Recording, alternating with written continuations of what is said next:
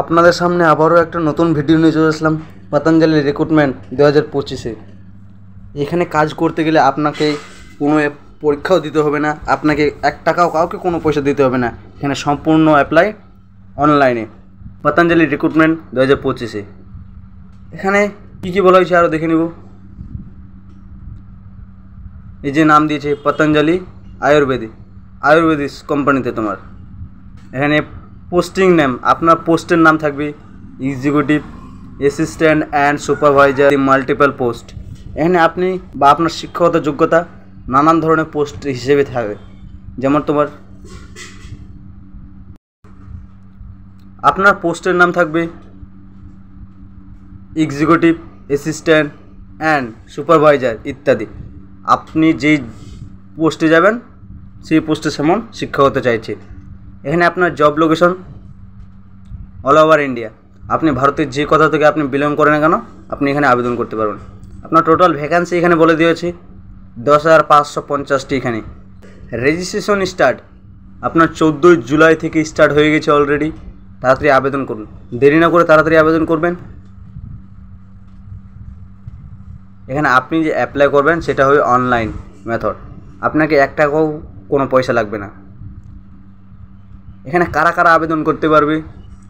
Male female, ছেলে ও মেয়ে উভয় এখানে আবেদন করতে পারবে। আপনার এখানে এজ বলা হয়েছে, এজ লিমিট মিনিমাম এজ তোমার 18 ইয়ার্স, ম্যাক্সিমাম 45 ইয়ার্স। যারা 18 বছর থেকে 45 বছরের মধ্যে আছেন তারা এই ভিডিও তাড়াতাড়ি চেষ্টা করবেন। পতঞ্জলি কর্মীতে আপনাকে এজ রিল্যাক্সেশন দিচ্ছে, SC STকে 5 বছরের ছাড় দিচ্ছে, OBC নন ক্যাটাগরি 3 বছর ছাড় দিচ্ছে, PWD 10 বছর ছাড়, PW OBC এটা 13 বছর, PW SC ST 15 বছর। যারা এক্সট্রা মানে অন্য কোথাও কাজ করছেন তাদের আবার এক্সট্রা 3 বছর ছাড়। এখানে আপনার ফিসের কথা বলা হয়েছে, আপনার টাকা লাগবে কিনা লাগবে। এই যে দেখেন এখানে general OBC category will need to pay application fee, আপনাকে এখানে 0 সাপ উল্লেখ করে দিয়েছে।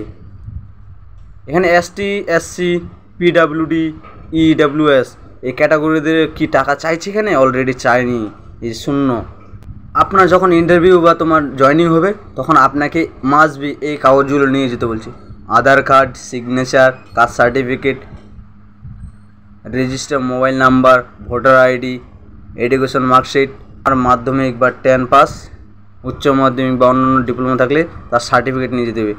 Caste certificate, category certificate, passport size photo বা CV রিজুম সেটা, আর একটা কভার লেটার নিয়ে যেতে বলছি।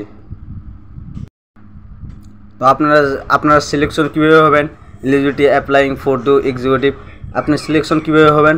আপনাকে ইন্টারভিউর মাধ্যমে শর্ট লিস্টের মাধ্যমে ডাকানো হবে, তারপর ভেরিফিকেশন হয়ে আপনার ফাইনাল মেরিট লিস্টে যদি নাম ওঠে তারপর আপনাকে আবার according to their review application form, আপনাকে ওই ফর্ম নিয়ে আবার যে ফর্ম নিয়ে আপনি অ্যাপ্লাই করলেন সেই ফর্মটা নিয়ে আবার আপনাকে ডাকা হবে, তারপর জয়েনিং হবে। 10 পাস, 12 পাস ও ডিপ্লোমা, এনি গ্র্যাজুয়েট, আপনি যে কোনো শিক্ষাগত করেন না কেন আপনি এখানে আবেদন করার জন্য আগ্রহী। তো আমার ডেসক্রিপশনে আমি লিঙ্কটা দিয়ে দিলাম, ওইখানে গিয়ে আবেদন করে নেবে। আপনাকে দেখাচ্ছি কেমনভাবে অ্যাপ্লাই করবা।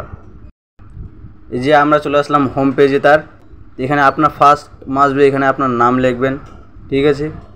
এখানে আপনার কন্ট্যাক্ট নাম্বার দেবেন, যেমন মোবাইল নাম্বার তোমার আছে, কন্ট্যাক্ট নাম্বার দেবেন এখানে email ID, education, total work experience. আপনি যদি অন্য কোথাও কাজ করে থাকেন পতঞ্জলিতে তাহলে আপনি এখানে উল্লেখ করবেন, না হলে নো করে দেবেন।